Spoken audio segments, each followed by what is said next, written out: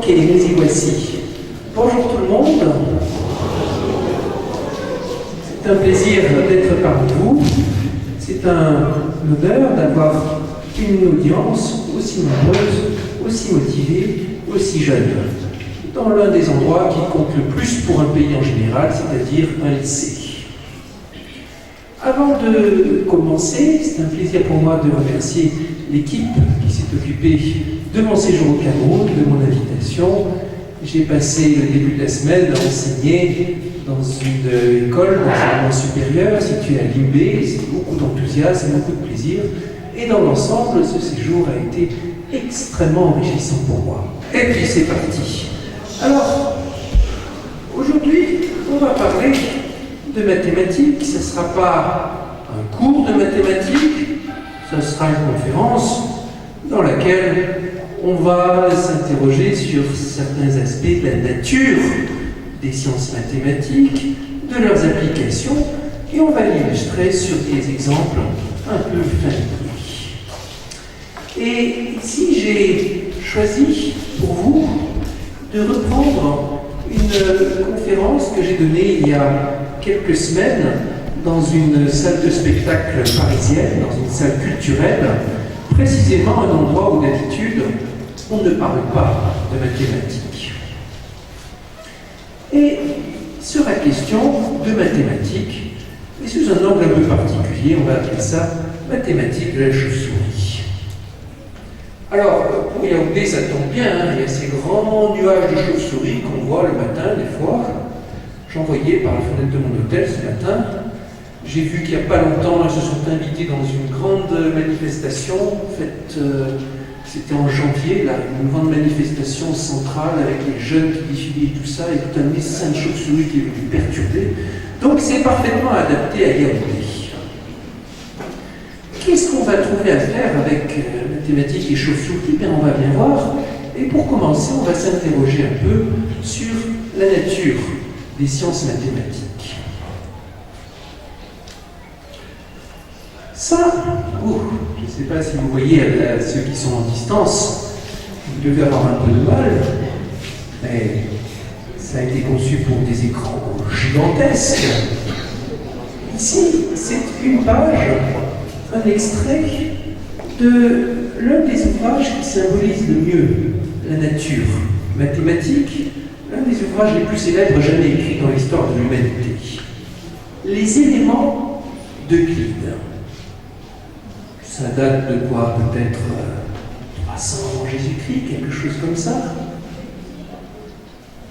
On dit que c'est le traité le plus édité dans l'histoire de l'humanité.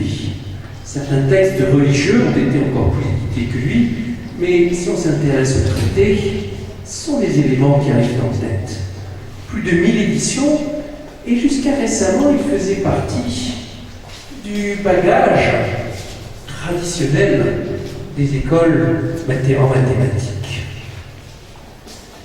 C'était le symbole aussi de tout ce de tout ce qu'un texte peut apporter, écrit avec des principes simples et allant jusqu'au bout des conclusions. Les éléments d'Euclide, ça témoigne d'une époque, quelque part, en Grèce, où on s'est mis à inventer une nouvelle discipline. La mathématique, on sait que ça existait déjà avant. Les Grecs trouvent des traces de mathématiques, parfois assez sophistiquées. On en trouve en Mésopotamie, on en trouve en Égypte. Le plus ancien qu'on ait jamais trouvé, c'est un certain Nos en Afrique centrale. Ça fait longtemps, ça fait bien des milliers d'années qu'on fait de la mathématique. Mais à un moment, les Grecs, ils ont changé la donne, ils ont changé la définition, et ils ont inventé ce qu'on conçoit maintenant comme mathématiques, c'est-à-dire une discipline dans laquelle on se donne certains postulats au départ, des axiomes, on les admet, et à partir de là, tout ce qu'on va trouver comme conclusion, ce sera seulement le résultat du raisonnement logique, en combinant ces axiomes. C'était une démarche assez audacieuse, et quand on y réfléchit a posteriori, on se dit, écoutez, si on se donne au départ des postulats qu'on ne prend pas la peine de démontrer, et qu'ensuite on n'ajoute rien à part le raisonnement logique, on ne va pas aller bien loin. On va se contenter de redécouvrir ce qu'on a mis dans les postulats. On pourrait croire que c'est comme ça. Mais pourtant, les éléments de Euclide témoignent de ce qu'en combinant les postulats naturels, on arrive à des conclusions complexes, sophistiquées, parfois incroyables. Des choses qui semblent miraculeuses. Et extraordinaire, c'était justement la puissance qui se dégageait de tout cela, comme si on arrivait à trouver du nouveau uniquement par un travail intérieur, sans recours à des expériences et sans chercher de nouvelles lois dans le monde, uniquement par un travail de logique. Les éléments, donc, témoignent de cela. S'il y avait un texte sacré en mathématiques, ce serait lui. La science, par définition, n'utilise pas le texte sacré, mais ce serait lui, s'il y en avait. Voici deux citations qui nous parlent du statut de cette discipline mathématique et du Euclide. J'ai étudié jusqu'à ce que je puisse prouver n'importe quelle proposition des 6 livres d'Euclide sur simple demande. J'ai ainsi découvert ce que démontrer signifie.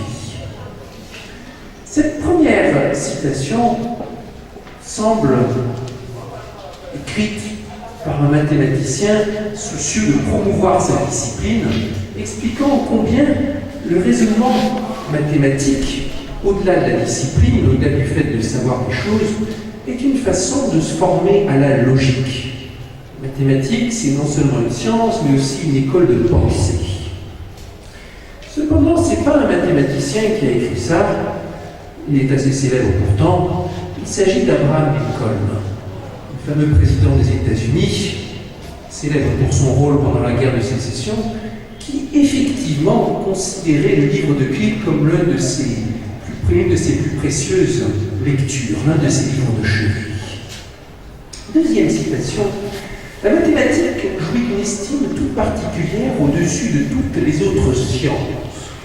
Une raison en est que ces lois sont absolument certaines et indiscutables, alors que celles des autres sciences peuvent être contestées et en constant danger d'être renversées par de nouvelles découvertes.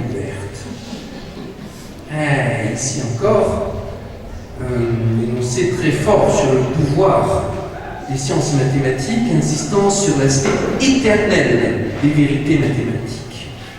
Et en plus, n'est pas un mathématicien, même si c'est quelqu'un qui s'est beaucoup servi de mathématiques dans sa vie. Il s'agit d'Albert Einstein, le plus célèbre physicien de tous les temps. Einstein avait compris combien ces théories avaient besoin de mathématiques les plus sophistiquées qui se puissent. Parce qu'il y a quelque chose d'incroyable en fait en mathématiques. Non seulement ce sont des vérités éternelles, mais elles s'appliquent extrêmement bien à l'étude du monde extérieur, du monde réel. Un travail intérieur qui a des applications dans le monde extérieur. Les éléments d'Euclide ont été traduits dans toutes les langues, ou presque, et voici une édition en latin. Sans entrer dans les détails, on voit qu'on reconnaît quelques figures familières ici. Un carré, un pentagone, un hexagone et tout cela. Carré, pentagone et hexagone réguliers sont des figures qui sont définies par le fait que les faces, les côtés sont tous de longueur égale et les angles sont tous égaux. Les angles et les longueurs, ce sont les deux concepts fondamentaux de la géométrie, ceux à partir desquels on construit tout. Et ces figures, carrés, triangles, tout cela, sont les plus simples figures géométriques que l'on puisse imaginer, avec juste un nombre, le nombre de côtés qui permet de les décrire. Tout le reste étant égal, les côtés ou les angles. Dans les éléments d'Euclide, on trouve ce genre de théorème, bien sûr, le théorème de Pythagore, sans aucun doute le plus célèbre de tous les théorèmes. Quel est le théorème de Pythagore? Vous connaissez tous. Dans le théorème de Pythagore, on parle d'un triangle rectangle. Ici, il y a un angle droit. Et ce triangle rectangle a trois côtés, donc un qui est plus grand que les autres. On pourrait l'appeler juste le grand côté. On a choisi de l'appeler hypoténuse, c'est un peu savant. Le théorème de Pythagore nous dit que quand on a un triangle rectangle, la somme des carrés des deux petits côtés est égale au carré du grand côté. Et le plus simple de ces triangles est celui dont les longueurs sont en proportion 3, 4 et 5. À quoi peut servir un tel énoncé? On peut le voir sous plusieurs angles. D'abord, il est très pratique parce que il nous permet en particulier de calculer les surfaces, qui sont des carrés de longueur, calculer les angles aussi. Si vous prenez une corde de 12 mètres de long et que vous la divisez en 3 mètres, 4 mètres et 5 mètres et que vous formez un triangle avec cette corde, vous savez que l'angle est droit. C'est une technique pour faire des angles droits qui était déjà utilisée par les Égyptiens de l'Égypte antique et qui est encore utilisée de nos jours par les maçons, y compris des maçons qui ne sont jamais allés à l'école. Ils savent, on leur a juste donné la règle, pour mesurer qu'un angle est droit, comme l'angle ici de cette pièce, on mesure 3 d'un côté, 4 de l'autre, et on vérifie si ça fait bien 5 la distance entre les deux points qu'on a ainsi obtenus. Le théorème de Pythagore nous donne aussi des relations entre la géométrie et l'arithmétique. C'est une question de géométrie, de savoir si vous avez un triangle avec un angle droit. Mais si vous cherchez des triangles avec des côtés entiers, ça se transforme en un problème d'arithmétique. Problème d'arithmétique qui est, est-ce que je peux trouver des nombres entiers A, B et C, tels que A carré plus B carré égale C carré? Et vous avez ainsi, à travers ce théorème, une passerelle entre un énoncé de géométrie et un énoncé qui fait intervenir des nombres. La mathématique est pleine de ces passerelles. Mais même au niveau du collège, un élève peut en avoir l'idée à travers le théorème de Pythagore.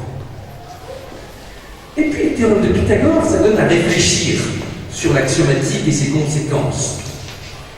Tout à l'heure, on disait que les angles et les distances étaient les deux concepts fondamentaux de la géométrie. Et le théorème de Pythagore, il vous dit qu'il y a une relation entre les angles et les distances. Si l'angle est droit, alors il y a une relation simple entre les distances. Et donc, on ne peut pas faire n'importe quoi avec les angles et avec les distances. Et enfin, le théorème de Pythagore, il vient s'insérer dans une série de raisonnements. Le théorème de Pythagore, on pourrait l'appeler le théorème de l'enveloppe, si on voulait. En effet, une enveloppe, on va dire que c'est ça, un rectangle avec deux diagonales, et c'est la même chose que deux triangles rectangles raboutés, collés l'un à l'autre. Le grand côté devenant l'une des diagonales du rectangle. Comme les deux diagonales sont de longueur égale, je peux, en appliquant deux fois le théorème de Pythagore, reformuler en disant que dans un rectangle, la somme des carrés des diagonales est égale à la somme des carrés des quatre côtés. Et si on voulait, on apprendrait comme ça dans les écoles. Au lieu de dire le théorème de Pythagore, on dirait voici le théorème de l'enveloppe. Dans un rectangle, la somme des carrés diagonales est égale à la somme des carrés des côtés. Le théorème de Pythagore, théorème de l'enveloppe, c'est une autre façon simplement de le reformuler, mais c'est équivalent. Pour trouver le théorème de Pythagore classique, il suffit de couper en deux suivant la diagonale et ça fait deux triangles rectangles. Eh bien, pourquoi pas? Sauf que cet énoncé, AB carré plus B carré plus CD carré plus D carré égale AC carré plus PD carré, qui semble être donc une propriété du rectangle des angles droits, un jour on découvre à l'école, je ne sais plus quand est-ce qu'on m'a appris ça, mais je me souviens très bien du choc que ça a été pour moi, que quand vous prenez un parallélogramme, la somme des carrés des côtés est égale à la somme des carrés diagonales. Autrement dit, ce que vous croyiez juste quelques instants avant être une propriété du rectangle est en fait une propriété du parallélogramme, qui est beaucoup plus générale qu'un rectangle. Dans un parallélogramme, on demande que les côtés opposés soient parallèles de Z2, mais il n'y a aucun angle droit, a priori.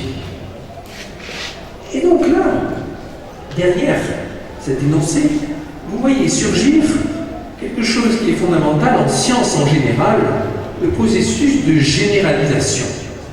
Vous savez que quelque chose est vrai sous certaines conditions, et vous vous demandez si c'est vrai plus généralement, avec moins de conditions. C'est important dans tous les domaines de la science. Et ce qui est particulier en mathématiques, c'est que vous pouvez le démontrer. Et non seulement on vous explique que c'est vrai pour un parallélogramme, mais on vous donne la démonstration, et vous pouvez vérifier la démonstration. Mathématiques, c'est la science des sceptiques, celle dans laquelle vous pouvez toujours contredire l'enseignant, celle dans laquelle vous pouvez toujours vous insurger. Parce que tout le raisonnement qui est avec vous, vous pouvez le faire vous, votre, vous pouvez le vérifier par vous-même. En physique, vous apprenez que la matière est faite d'atomes. Vous y croyez. Je pense que vous n'avez jamais vu un atome. Quelqu'un parmi vous qui a vu un atome? Ah non. Mais vous croyez, on vous l'a dit, on vous l'a expliqué, on vous a parlé des expériences et tout ça, mais les expériences, vous ne les avez pas refaites. Vous croyez ce qu'on vous a dit en physique. Mais en mathématiques, vous n'êtes pas obligé de croire. Vous pouvez vérifier. Et ça peut arriver que vous contestiez l'enseignant. Moi, ça m'est arrivé, quand j'étais lycéen, de temps en temps, d'aller voir l'enseignant à la fin du cours en disant « Madame, là, il y a un problème dans votre énoncé de cours, là, vous avez... Mais là, j'ai un contre-exemple. » Et si le prof voit le contre-exemple, il ne peut pas contester. Il est obligé d'admettre avec vous qu'il avait une faute dans sa démonstration. Il n'y a qu'en mathématiques que vous pouvez faire ça. Plus tard, je suis devenu professeur, d'ailleurs, et ça m'est arrivé très souvent de me faire protester par mes élèves à l'école normale supérieure de Lyon. Je faisais la démonstration au tableau, il y avait quelqu'un qui protestait. « Monsieur, vous êtes passé de là à là, comment vous pouvez faire ça ?» Et je disais « Ah oui, d'accord. C'était pour voir si vous suiviez. »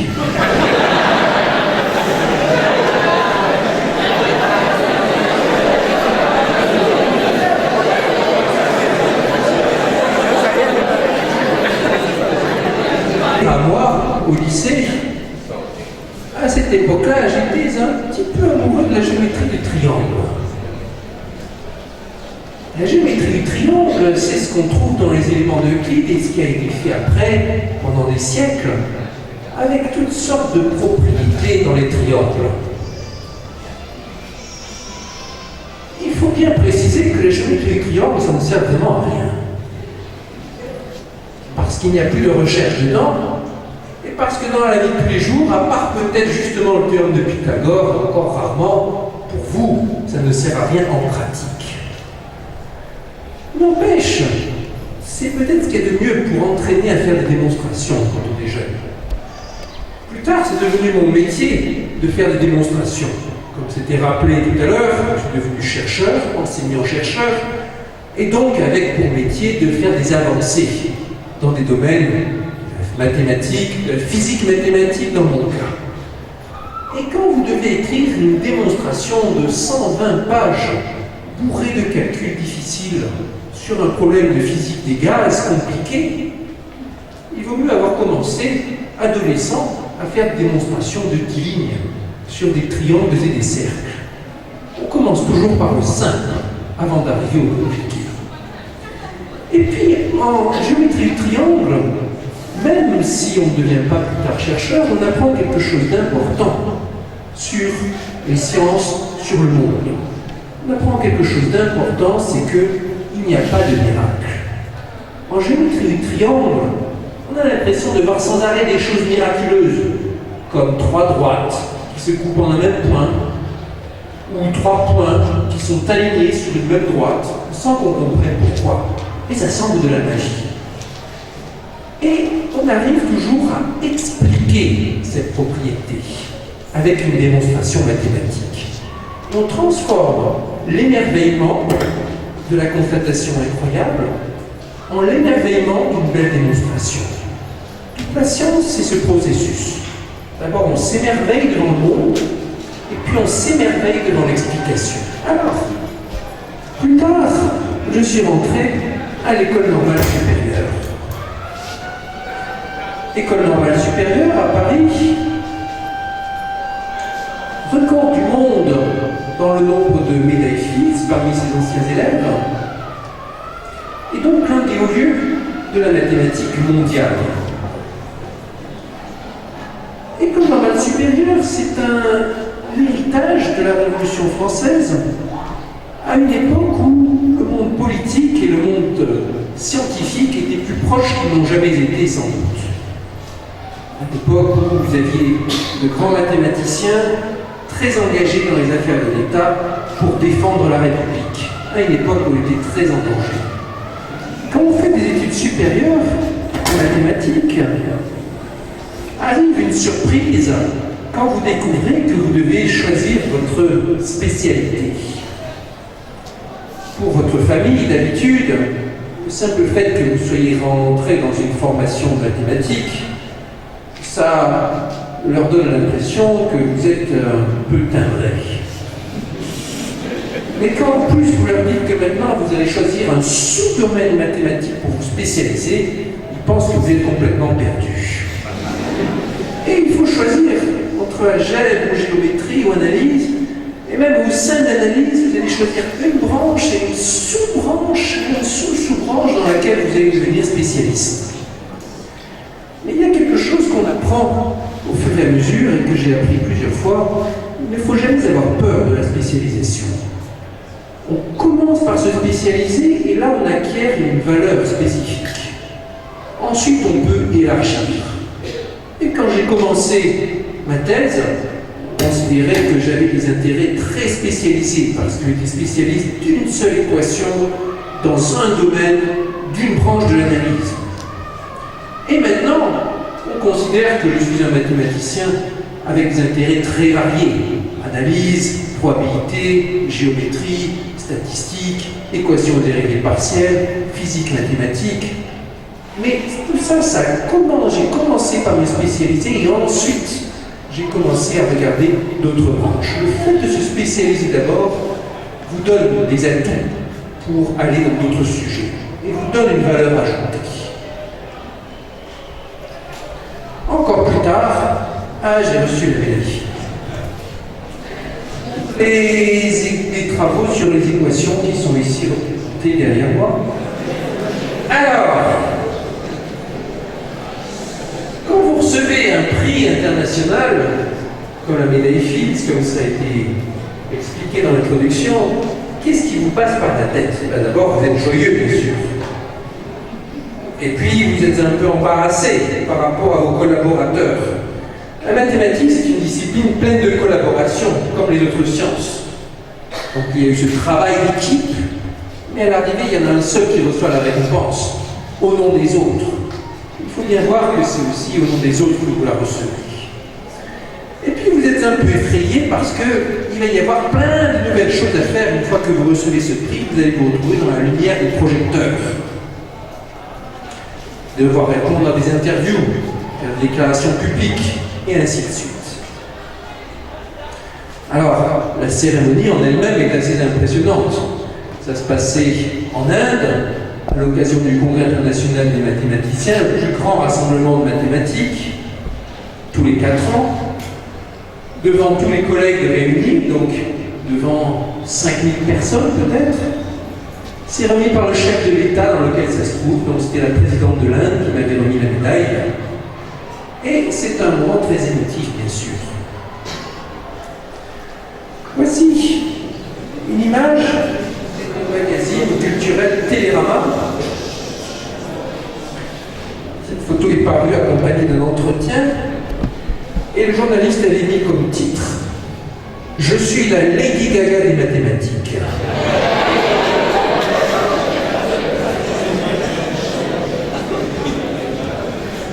Ça fait un peu drôle au début, ce genre de choses. Et puis on s'y fait.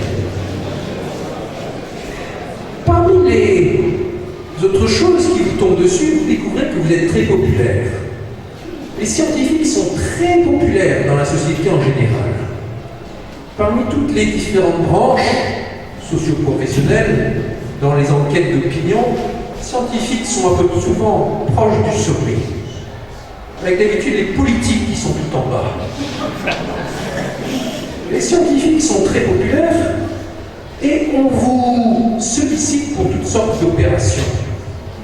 Par exemple, ici, cette photo a été prise en compagnie de mon ami Patrice Moulet, un musicien, ingénieur, autodidacte, qui a eu une grande carrière dans la musique pop dans le temps, et qui s'occupe à construire des instruments de musique. Ça, c'est un instrument de musique sur lequel vous pouvez taper, cogner et ainsi de suite. Entièrement programmable par ordinateur avec des milliers de sonorités différentes possibles. On l'appelle un omni. Patrice utilise à des fins de recherche en musique et aussi ça a été très efficace pour interagir avec des jeunes handicapés. Pour plein de raisons. Il a une association qui s'occupe de ça, organisant entre autres des concerts dans lesquels vous avez des artistes et des handicapés côte à côte qui improvisent. Et j'ai pris la présidence de son association. Et on s'occupe de chercher des fonds, de faire des logements, de faire avancer l'association et ainsi de suite. Dans ce rôle social, un scientifique a tout à fait sa place. Bon, et puis un scientifique, ça voyage, un mathématicien, ça voyage encore plus que les autres, et ça passe son temps dans des conférences. Ça, c'est l'image d'une conférence donnée à Dakar il y a quelques années. Des conférences publiques, des conférences pour des publics spécialisés, pour des lycéens, tout. J'aurais dû en faire dans une cinquantaine de pays. Tout le monde veut entendre parler de mathématiques, parce que c'est un métier extrêmement prisé. Ah oui, alors ça en revanche, c'est pas spécifique aux mathématiciens. Je pense être le seul à avoir été représenté dans les magazines de mode.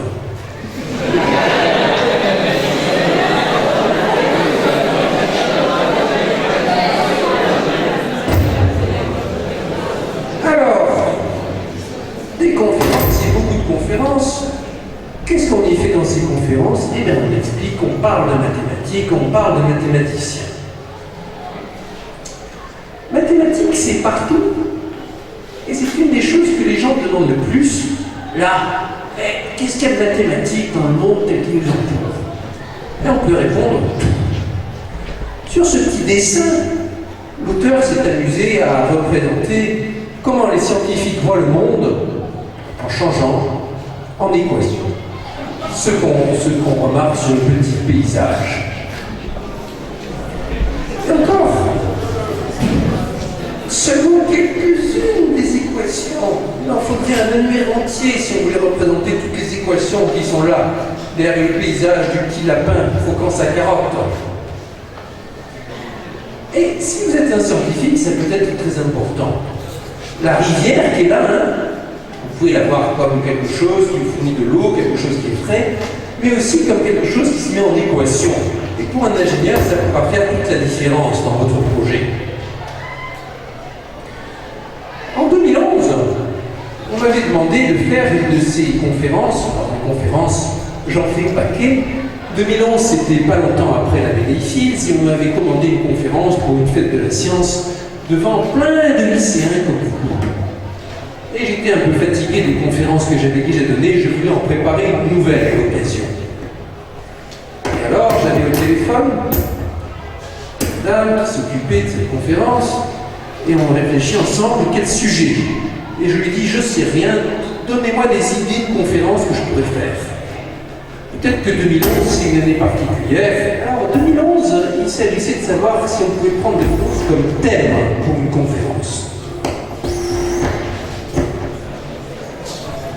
C'est le bicentenaire d'Évariste Galois, le plus célèbre de tous les mathématiciens de l'histoire française, en particulier par ses idées révolutionnaires dans tous les sens du terme, et par son destin tragique, puisqu'il est mort à même pas 21 ans après avoir révolutionné l'algèbre. parle maintenant de théorie de Galois, c'est un domaine très vivant. Et il a transformé la vision qu'on avait des liens entre l'algèbre et la géométrie. On pouvait utiliser ça comme sujet. 2011, c'était aussi l'année de la chimie. Et le prix Nobel de chimie avait été attribué à l'Israélien Daniel Schertman pour son observation de quasi-cristaux, une structure mathématique qu'on observe dans la nature, mais qui avait auparavant été imaginée par des mathématiciens. En rapport avec des questions d'algèbre, et donc ça pouvait faire un lien avec Évariste Galois. On avait là un sujet de conférence qui se dessinait. On peut noter qu'on retrouve les quasi-cristaux dans de l'art arabe très ancien, à une époque où art et mathématiques étaient très proches, et on voit que parfois l'art précède la science, pour ce qui est d'imaginer des choses nouvelles. 2011, c'était aussi l'année de la forêt. À cette époque-là, on avait à l'Institut Poincaré, dont je suis directeur, une période de concentration spéciale sur la recherche du management des écosystèmes. Parce que ce sont aussi des questions mathématiques que de bien gérer les ressources, des stocks de poissons, des stocks d'arbres et tout ce que vous voulez, pour assurer le caractère renouvelable. Ça pouvait aussi faire un sujet de conférence en rapport avec le programme de recherche qu'on avait. Mais 2011, c'était aussi l'année de la chauve-souris. Et alors, elle me dit ça, 2011, c'est l'année de la chauve-souris, et alors je lui ai dit, comme ça, c'est très bien, les mathématiques de la chauve-souris, je ferai mon exposé là-dessus. Et à cette époque-là, je n'avais aucune idée de ce que j'allais raconter. Mais si on croit qu'il y a effectivement de la mathématique partout, eh bien on peut voir ça comme un challenge, comme un défi. On se donne un sujet, on va dessus dire ce qu'il y a de mathématiques dedans. Et donc, en avant pour mathématiques de la chauve-souris. C'est comme ça que cet exposé est né. Quand on pense aux chauves-souris, on peut penser à ça. Ça, vous connaissez. Ouais. Vous savez ce qu'il y a de particulier avec Batman, au fait, ceux d'entre vous qui aiment les super-héros? Hein, c'est quoi?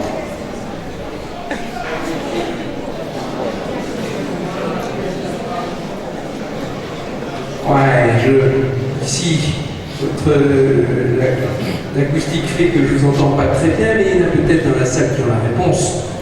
Batman, parmi tous les grands super-héros, c'est le seul qui n'a pas de super-pouvoir.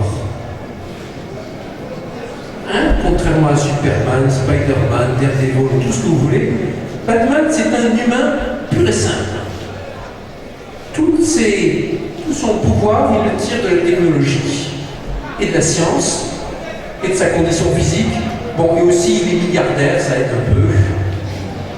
Mais Batman, c'est le super-héros qui symbolise le pouvoir de la science. La chauve-souris, c'est aussi quelque chose à quoi on accorde souvent de grands pouvoirs, et quelque chose qui fascine. Voici une planche vieille de plus de 100 ans, sur laquelle l'auteur a représenté des visages de chauves-souris. Et quand on la regarde, on se dit qu'il avait beaucoup d'imagination et que ce n'était pas vraiment comme ça, les chauves-souris. Pas une allure aussi démoniaque. Voici une chauve-souris. Tout de vrai. Les chauves-souris, c'est très varié. Plus de 1000 espèces. Parmi les mammifères, c'est l'ordre le plus diversifié. On trouve des petites chauves-souris, des grandes chauves-souris, des chauves-souris végétariennes, des chauves-souris qui se nourrissent d'insectes, quelques chauves-souris qui se nourrissent de sang. On trouve qui ont des formes très étonnantes parfois. Vous voyez celle-ci là?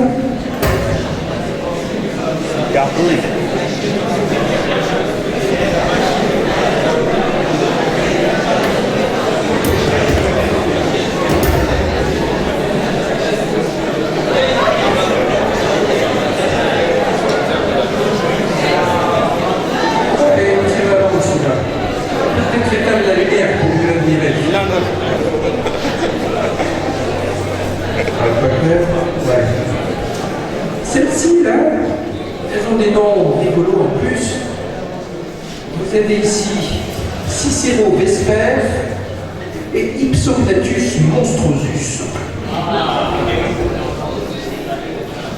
Ouais. Alors, quand on voit ça, on tombe tout de suite amoureux de la petite bête. Mais certains ne sont pas convaincus. Et ils disent, ouais, c'est bien beau, mais à quoi ça nous sert? Ah, il y a des gens comme ça qui sont très pragmatiques. Et pour le coup, on peut leur répondre. Chauve-souris, ça fait partie des animaux les plus utiles à l'humanité. Il n'y a pas longtemps, un article paru dans Science estimait que les chauves-souris, rien qu'en Amérique du Nord, ça représentait un gain de 4 milliards de dollars par an. Rien qu'en Amérique du Nord. Parce que c'est l'un des meilleurs insecticides qui soit. Ça aide les agriculteurs à empêcher tous les parasites de venir dévorer les récoltes. Les insecticides naturels les plus importants, c'est chauve-souris, et puis les autres, c'est quoi? Araignées. Alors, quelle ironie! Les chauves-souris et les araignées, des animaux qui sont décrits souvent comme maléfiques, comme dangereux, ce sont parmi les animaux les plus utiles de l'humanité. Alors, une fois qu'on s'est convaincu que c'était intéressant, que c'était utile, comment étudier ces chauves-souris? La première caractéristique qui saute aux yeux de la chauve-souris, c'est qu'elle vole, bien sûr. La machine volante ressemblant à une chauve-souris. Ça, on ne sait toujours pas faire. On avait en tête que c'est comme ça qu'on arrivait à conquérir les airs, peut-être. Entre autres parce que la chauve-souris, ça ressemble plus à un humain qu'un oiseau, c'est plus proche biologiquement. Mais finalement, c'est le modèle de l'oiseau qui a été retenu. Un avion, c'est comme un grand oiseau planeur, en gros. On aimerait bien faire des machines volantes qui ressemblent un peu au vol de la chauve-souris. Un vol extrêmement réactif. Mais pour étudier le vol de la chauve-souris, il faut commencer par comprendre les lois physiques qui régissent ce vol. Trouver les bonnes équations et les utiliser. Évidemment, quand vous volez, votre problème, c'est de prendre appui sur l'air. Que vous soyez un oiseau volant dans les airs ou un humain avec un bec à plane, c'est toujours le même problème. Prendre appui sur l'air. Pour comprendre ça, il faut donc comprendre le comportement de l'air qui est un fluide. Mettre les fluides en mathématiques, ce n'est pas évident. Tout à l'heure, on a vu des triangles et des cercles, d'accord. Mais après, décrire le mouvement de ce qui se passe dans une bouteille d'eau qu'on agite en équation mathématique, c'est autre chose. C'est seulement au XVIIIe siècle qu'on a commencé à mettre les fluides en équation mathématique. Et ce sont les Suisses qui l'ont fait les premiers. Daniel Bernoulli et Leonhard Euler, l'un des plus grands mathématiciens de tous les temps. Voici la toute première de ces équations. L'équation d'Euler, les années 1750. Ici, l'inconnu, U, c'est le champ de vitesse du fluide. À chaque position, à chaque instant, il y a une direction dans laquelle va le fluide, dans laquelle vont les particules de fluide. Et l'équation d'Euler permet de prédire cette direction, cette évolution, en fonction du temps, pour un fluide qui est incompressible et non visqueux. C'est-à-dire un fluide parfait dans lequel il n'y a pas de frottement entre molécules de fluide. Un très grand progrès. Pourtant, c'était loin de résoudre tout. À la même époque, en France, d'Alembert travaillait sur ce sujet, était arrivé à une conclusion très embarrassante.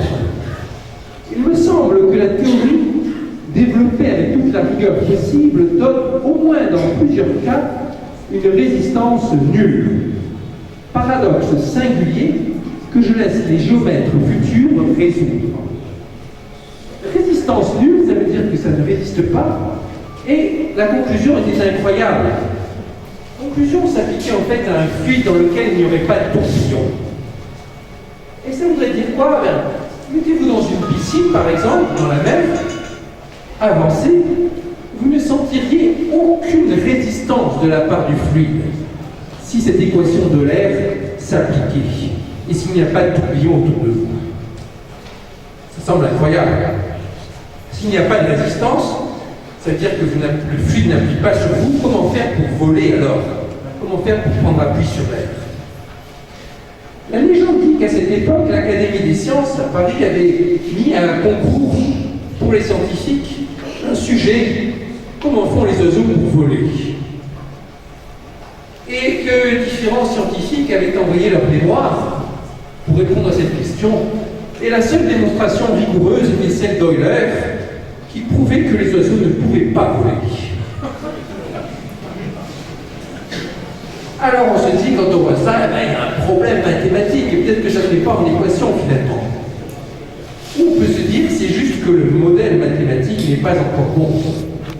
Et de fait, il a fallu plusieurs décennies avant qu'on trouve le bon modèle mathématique. Un modèle plus perfectionné que celui d'Euler. Plus perfectionné parce qu'il tenait compte des frottements internes fluides, la viscosité comme on dit. Voici les équations de Navier-Stokes pour un fluide incompressible et compressible. Ces équations sont parmi les plus importantes jamais découvertes. On les utilise tous les jours à travers la planète maintenant, sans cesse, pour prédire la météo. Chaque fois que vous regardez dans les informations quelque chose qui vous dit le temps va être comme ci ou comme ça a été obtenu en résolvant sur des ordinateurs les équations de Navier-Stokes. On l'utilise dans l'optimisation de forme pour les bateaux, on l'utilise pour les ingénieurs qui font de l'hydroélectrique et tout ça, on l'utilise sans cesse, mais aussi le cinéma hollywoodien est un consommateur énorme d'équations de mécanique des fluides. Chaque fois que vous voyez un film avec des effets spéciaux qui font intervenir de l'eau, que ce soit Titanic ou Le Seigneur des Anneaux, ou les fluides qu'on voit ici et là dans les dessins animés, dans les blockbusters, c'est toujours réalisé avec l'aide d'équations mathématiques, d'équations de mécanique des fluides. Dans le temps, si on voulait sur un écran simuler, faire une image de raz-de-marée, qu'est-ce qu'on faisait? On prenait une bassine d'eau, et puis on lançait ça, un tout petit modèle, on filmait ça, et puis on l'agrandissait pour donner l'impression que c'était très grand. Ça n'était pas terrible. Maintenant, on résout directement les équations de la mécanique des fluides. Et on les résout avec des ordinateurs. Les ordinateurs, c'est certainement la grande invention technologique du XXe siècle, venant dans la foulée de la découverte du transistor et de la miniaturisation. À l'origine des ordinateurs, 3 mathématiciens et ingénieurs, Claude Shannon, américain, le père de la théorie de la communication, qu'on utilise sans cesse, par exemple, chaque fois que vous téléphonez, ce sont les théories de Shannon qui sont utilisées pour coder votre message, pour les envoyer dans les canaux d'information et tout ce que vous voulez. John von Neumann, le hongrois, et Alan Turing, l'anglais. Vous le connaissez peut-être, il est à l'affiche d'un film qui a remporté un grand succès ces dernières semaines, The Imitation Game. Il incarne dedans, donc l'acteur principal, il incarne Alan Turing, personnage très célèbre en Angleterre et dans le monde. Pour son impact, ça a été le premier à avoir l'idée de ce que serait un ordinateur moderne. Pour son rôle dans la Seconde Guerre mondiale, sans les travaux de décryptage d'Alan Turing, il est à peu près certain que la guerre aurait duré au moins 2 ans de plus. Possible aussi que l'issue de la guerre aurait été différente. Et célèbre aussi pour son destin tragique. Il n'a pas été reconnu par la société, condamné pour homosexualité à l'époque où c'était un crime en Angleterre, il s'est suicidé. Une piètre fin donc pour l'un des personnages les plus importants de l'histoire scientifique du XXe siècle. En tout cas, les ordinateurs sont aujourd'hui plus actifs que jamais. Le monde entier fonctionne avec des ordinateurs. Et ce qu'on peut faire en particulier avec les ordinateurs, c'est la résolution d'équations mathématiques. En combinant les équations de la mécanique des fluides et les ordinateurs, on va pouvoir comprendre mieux ce qui se passe quand une chauve-souris vole. On va pouvoir en particulier mesurer les vitesses de l'écoulement des fluides autour des ailes. Vous voyez ces images et demandez-vous comment faire pour avoir accès au trajet des particules d'air autour de l'aile. Vous ne pouvez pas mettre des capteurs partout autour de la chauve-souris. Elle s'emmènerait les ailes dedans, elle se bloquerait. Un petit aparté, on va regarder un film d'une chauve-souris qui bat des ailes. Vous mettez la lumière s'il vous plaît. Admirez la complexité du mouvement.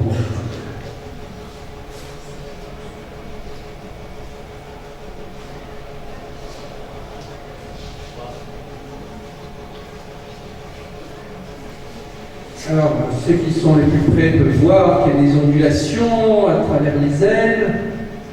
Tout est synchronisé. Ça donne une impression d'efficacité considérable. Voici ce qu'on va faire de nos jours avec ordinateur et équations. La mesure, le calcul par ordinateur des vitesses du fluide tout autour des ailes. Ici, on a mis plein de petits vecteurs qui représentent les vitesses des molécules d'air autour de l'aile de la chauve-souris. Pas les vitesses des molécules d'air, mais la vitesse du courant. Les molécules elles-mêmes sont avec des courants très complexes, mais le courant, lui, on arrive à le mesurer. On voit ici de petits tourbillons qui sont une indication précisément de ce que la chauve-souris engendre spontanément, ces petits tourbillons qui permettent la réaction de l'air. Il y a une équipe de recherche sur la côte est des États-Unis qui s'occupe exclusivement de ce problème. Voici ce qu'ils vous disent. Le Backflight Research Program, notre équipe de recherche multidisciplinaire, consiste principalement de chercheurs en biologie, ingénierie, avec des collaborations avec des informaticiens, des mathématiciens impliqués, tous travaillant ensemble pour caractériser les capacités extraordinaires au vol, comprendre le rôle des os de la chauve-souris, de la morphologie de la peau, du mouvement des ailes, le rôle que tout ça joue pour permettre ce comportement. Modéliser ces mécanismes et à la fin les reproduire dans des systèmes mécaniques. Important, les mathématiciens travaillent sur ces projets, toujours en collaboration avec d'autres scientifiques, physiciens, ingénieurs, informaticiens, biologistes. Tous les grands projets technologiques actuels comportent une dose de mathématiques intégrée au reste. Et avec ce genre de technologie, avec ces études, on pourra un jour faire des robots qui volent aussi bien que les chauves-souris. Maintenant, il y a autre chose qui fait que la chauve-souris, c'est fascinant, c'est l'écolocation. Qu'est-ce que c'est l'écolocation? Un jeune. Ouais. Écolocation, c'est la faculté de la chauve-souris à se repérer avec des sons. Une légende dit que les chauves-souris sont aveugles, ça c'est pas vrai. Mais ce qui est vrai, c'est que la chauve-souris est capable de se repérer en utilisant des sons. Elle émet des sons et elle écoute l'écho. En fonction de l'écho, elle arrive à se repérer et à se diriger. Ce ne sont pas les seuls animaux à être capables de cela. Les dauphins se repèrent avec l'écholocation, on appelle ça le sonar. Ils envoient des sons, ils écoutent le retour. Certains oiseaux en sont capables aussi. parmi vous des amateurs de bande dessinée japonaise, ils savent peut-être que dans le folklore du manga japonais, il y a un samouraï aveugle qui est censé se repérer uniquement au son. Il s'appelle Zatoichi. Et c'est une légende, mais il est vrai que les êtres humains peuvent apprendre à se repérer au son. On les appelle parfois des chauves-souris humaines. On connaît de nombreux exemples qui ont appris à le faire parce qu'ils sont devenus aveugles, jeunes. Et on a montré récemment que c'est une faculté qu'ont tous les êtres humains. Vous, si on vous fait subir un entraînement convenable pour quelques semaines, vous parviendrez à repérer les murs ou les obstacles en analysant les échos de petits sons que vous émettrez, comme des claquements de langue et des choses comme ça. Un bel exemple de plasticité cérébrale. Et les chauves-souris ont cette faculté développée au plus haut point. L'écholocation, c'est pas seulement utilisé chez les animaux, on l'utilise aussi dans des dispositifs technologiques. Les radars analysent le retour des ondes électromagnétiques pour repérer les avions. Dans l'industrie pétrolière, on analyse les retours de vibrations du sol pour détecter s'il y a du pétrole ou pas dans le sol. Dans les aéroports, on utilise des lidars, des lasers qui vont tester les vents pour vérifier qu'il n'y a pas trop de turbulence, par exemple. Et ça revient à utiliser les équations du laser en écholocation. Toujours, il s'agira des mêmes équations mathématiques derrière tous ces phénomènes. On appelle ça l'équation des ondes. C'est un phénomène qui se propage, qu'on envoie et qui revient, comme un son qu'on envoie et qui revient. Qu'est-ce que c'est le son, au fait? Le son sont des toutes petites variations de pression qui se propagent de manière régulière, ou pas régulière. Et ici, vous avez représenté sur ce graphique un son pur, comme une note, un La. Haute pression, basse pression, haute pression, basse pression, haute pression, basse pression, et ainsi de suite. Nous sommes sensibles à deux paramètres de ce son. L'un, c'est l'amplitude du son. Si les oscillations de pression sont grandes, eh bien, on entendra le son plus fort. Si elles sont petites, on entendra le son très bas. Et l'autre, c'est la hauteur du son, la fréquence. Cela correspond au nombre de battements par seconde. S'il y a 440 battements par seconde, on appelle ça un La. Et après, tout se construit selon des nombres. Et c'est Pythagore, d'ailleurs, à qui on attribue la construction de la gamme européenne. Hein? Si on multiplie toutes les fréquences si on multiplie la fréquence par 2, c'est comme si on montait d'une octave. 880 battements par seconde, et ça nous fait le La de l'octave au-dessus. Si on divise par 2, c'est comme si on descendait d'une octave, 220 battements par seconde, et ainsi de suite. Et si on multiplie par 3, ça fait la quinte, on passe du La au Mi, et ainsi de suite. Donc, que des rapports de fréquence. Donc, émettre du son, c'est faire des chansons avec des battements qui sont de plus ou moins grande amplitude. Comment la chauve-souris utilise ça pour se repérer ou pour repérer ses proies? Voici l'analyse des sons de chauve-souris. Vous avez les sons émis par la chauve-souris et les échos. Quand vous connaissez les chauves-souris, vous savez qu'elles ne font pas juste des petits cris. En fait, elles font des petites chansons. Dans le grave, puis de l'aigu plus grave, des choses comme ça. Ici, une petite chanson très brève, ça passe très vite de l'aigu au grave. Pourquoi la chauve-souris, elle fait ça? C'est ce qu'on va comprendre.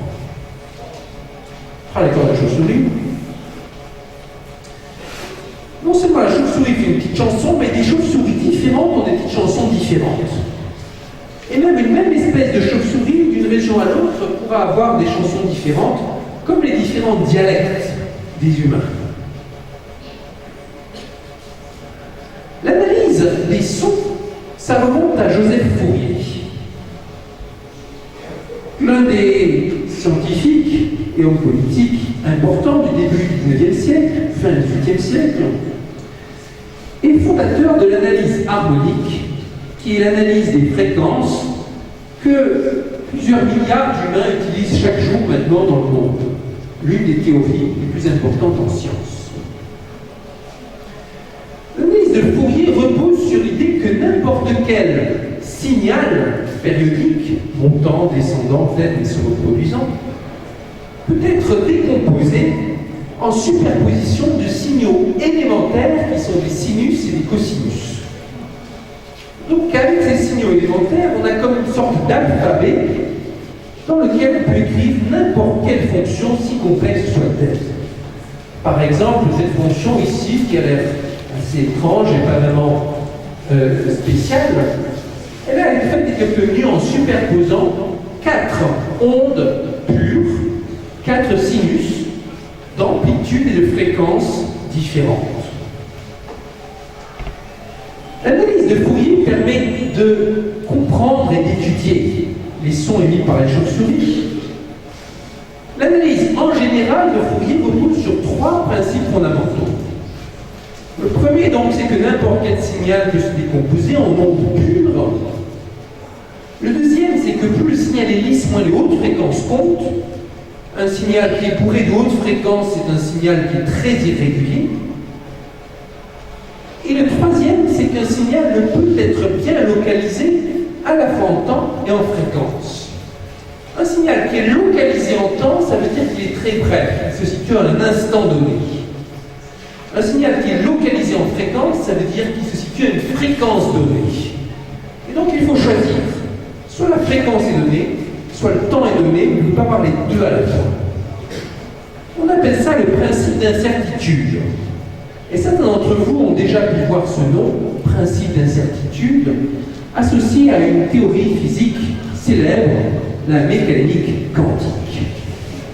Principe d'incertitude de Heisenberg, celui qui vous dit qu'il est impossible de déterminer à la fois la vitesse et la position d'un électron. Principe d'incertitude, ça paraît quelque chose d'abstrait. Pourtant, la chauve-souris, chaque jour, doit se battre contre le principe d'incertitude pour vivre. On va expliquer pourquoi, à la fin de la conférence. Ça vous montrera ainsi que même un principe qui semble très abstrait mathématiquement, il va se traduire de manière très concrète dans un problème biologique. Et aussi, ça nous expliquera pourquoi la chauve-souris fait cette chanson, parce que c'est un moyen pour elle d'avoir plusieurs fréquences représentées dans un petit intervalle de temps. Alors, mettez-vous dans la peau d'une chauve-souris. Vous devez manger. Vous avez faim, il y a des insectes autour de vous, mais vous voulez savoir où ils sont. Tout ce que vous avez le droit de faire pour repérer l'insecte, c'est d'émettre des sons. C'est la nuit noire. Comment mesurer la position de l'insecte? Prenons un problème plus simple, mettons qu'il y a un mur en face de vous. Par exemple, je ne vais pas vous cogner dedans. À quelle distance est le mur? Bon, c'est assez simple de résoudre ce problème. Je vais émettre un son et j'écoute l'écho. Si le mur est très proche, l'écho reviendra vite. Si le mur est lointain, l'écho mettra plus de temps à revenir. Et je vais calculer le temps qu'il faut pour que ça vienne. Grâce à la vitesse de propagation du son dans l'air, je pourrai bien se calculer. C'est assez simple donc. Mais cela ne me dit rien sur la vitesse du mur. Si la chauve-souris sait que la proie est à 1 mètre, ça ne dira rien sur la vitesse de la proie. Si elle se précipite sur cet endroit-là, la proie aura déjà le temps de bouger. Il nous faut donc estimer aussi la vitesse. Ce petit calcul-là ne me dit rien sur la vitesse. Comment savoir si le mur s'approche de moi ou s'éloigne? On utilise pour la vitesse un autre phénomène physique qui s'appelle l'effet Doppler. L'effet Doppler, vous l'avez déjà rencontré. Vous le rencontrez régulièrement chaque fois que vous entendez une ambulance passer dans la rue ou n'importe quelle voiture avec une sirène. Comment ça fait? Très bien.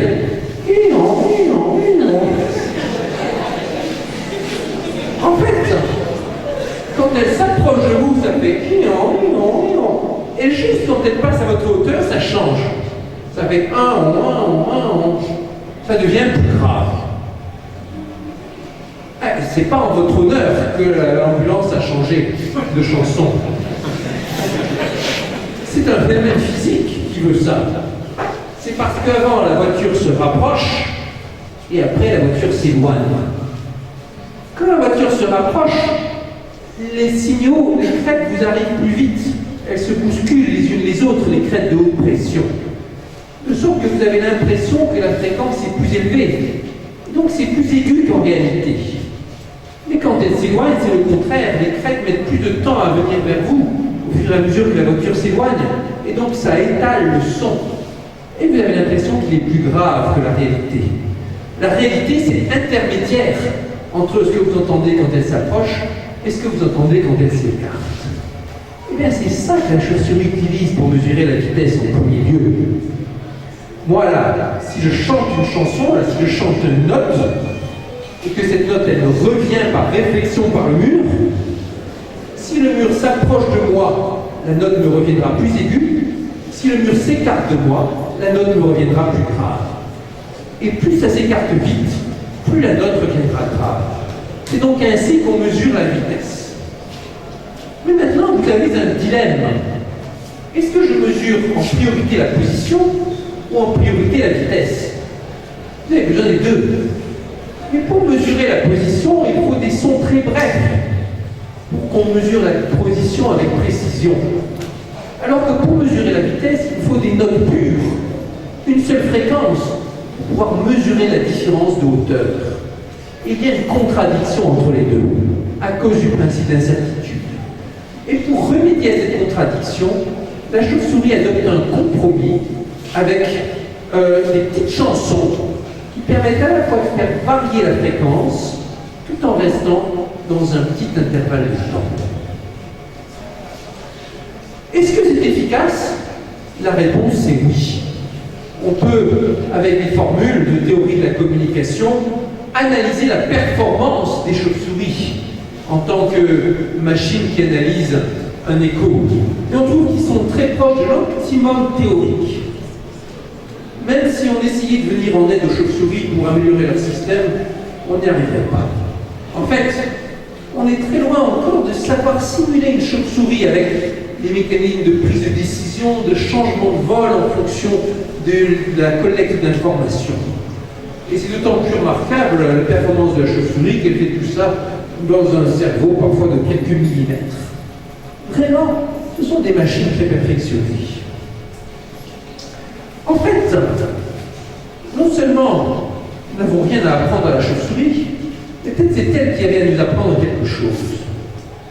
C'est illustré dans l'histoire des ondelettes, l'un des développements importants modernes de la théorie du signal, de l'analyse de Fourier, dans laquelle on a remplacé les sinus par des signaux plutôt brefs, modulés en fréquence, sous l'impulsion de certains ingénieurs et mathématiciens comme Yves Meyer, qui a reçu le prix Gauss il y a quelques années pour l'ensemble de son œuvre sur les ondelettes. Écoutons-le nous parler de la naissance des ondelettes. Au début, ça s'est fait à la motivation d'ingénieurs intéressés à l'investigation pétrolière. Comment on faisait traditionnellement? On faisait une explosion, on faisait exploser une charge et on repérait les échos. Un peu comme dans un tremblement de terre, vous pouvez regarder les échos. Et en fonction de l'analyse des échos, on déterminait s'il y avait du pétrole ou pas. Et puis un jour, un ingénieur qui s'appelle Pompidou suggéra d'envoyer dans le sous-sol une vibration courte et modulée en fréquence au lieu de faire exploser des charges. L'énergie dépensée et les dégâts occasionnés sont alors réduits. Ce même principe est utilisé par le sonar de la chauve-souris. La vibrosismique était née. Les physiciens durent s'effacer devant les spécialistes du traitement du signal. Ces derniers élaborèrent des logiciels informatiques qui, en un sens, imitent le fonctionnement du cerveau de la chauve-souris. Comme quoi, finalement, c'était en imitant le cerveau de la chauve-souris qu'on est parvenu à de nouveaux progrès dans l'analyse du signal. Et voilà. Et vous voyez, on n'imaginait pas qu'il y avait tout ça de mathématiques dans la chauve-souris. Alors, comme je vous ai dit au moment où j'avais donné ce titre, je ne savais pas ce que j'allais raconter, mais entre-temps, en discutant avec des collègues et des scientifiques, j'ai pu prendre l'ampleur de tout ce qu'il y avait de mathématiques dedans. J'ai discuté avec des physiciens, spécialistes de traitement du signal, avec des ingénieurs travaillant sur les radars, parce qu'eux aussi s'intéressent à la chauve-souris, avec des biologistes, bien évidemment. On a fait dans la foulée, à la Fondation de Cartier pour l'art contemporain, ce qu'on appelait la nuit de la chauve-souris. Une nuit pendant laquelle des artistes scientifiques parlaient de la chauve-souris, lisaient des poèmes, en même temps parlaient de la chauve-souris sous l'angle mathématique ou écologique ou physique, avec même des captures des sons de la chauve-souris faits dans le jardin de la Fondation. Et à un moment, sur l'écran, on a vu apparaître la transcription du signal caractéristique de la chauve-souris avec ces petites chansons que je vous ai décrites tout à l'heure. Voilà. On est arrivé au bout de l'histoire.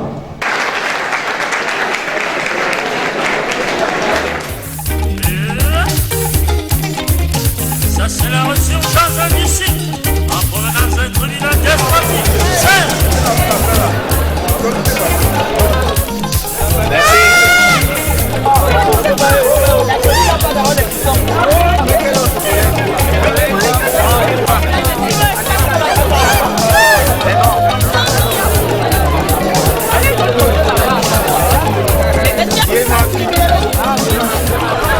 On fait des conférences sur les mathématiques.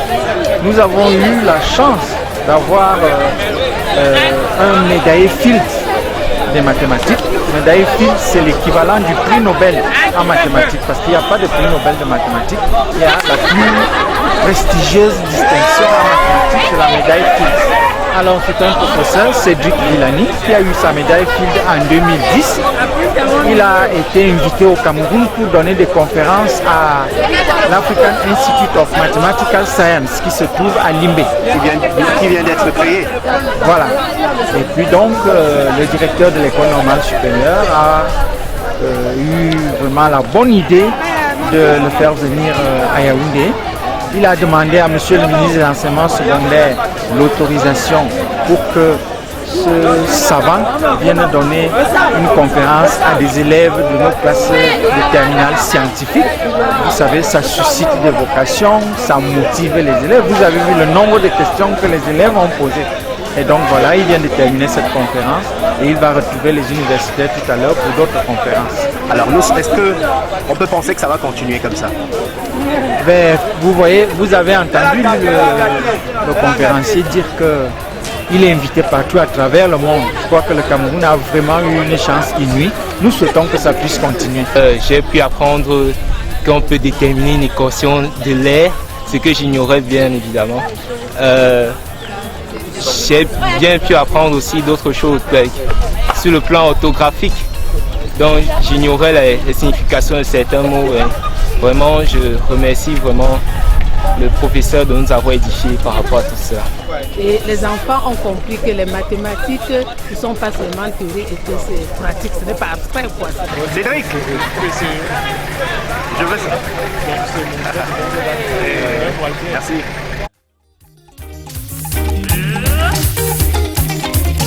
Ça c'est la resurgence d'ici, en provenance d'un tribunal démocratique.